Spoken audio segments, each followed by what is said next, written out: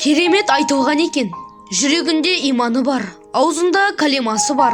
Жан болғың келсе, бөлісе отырайық. Қазіргі заманда адамның қандай екенін білу үшін қолына ақша мен билік беру керек.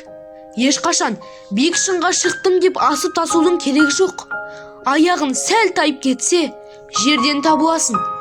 Кімнің кім екенін басына іс түскенде білесің. Ешқашан ешкімнен кек алма, жай ғана кешіре сал. Алла өзі біледі, оған қандай жаза берерін. Қиындықтар өткен өмірінің жазасы емес, жарқын болашағына берілген сынақ. Көп адамдардың бетінде көрінбейтін маска бар.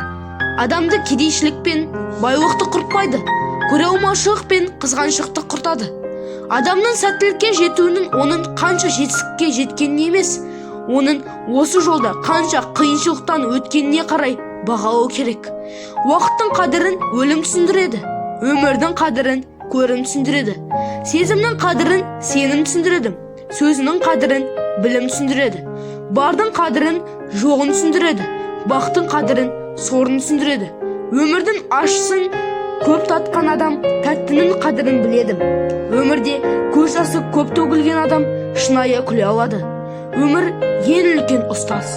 Егер Құдай басына қиыншылық берсе, сенің жеңе алатынына сенген. Не болса да әрқашан адал бол, оны жаратқан жақсы көреді.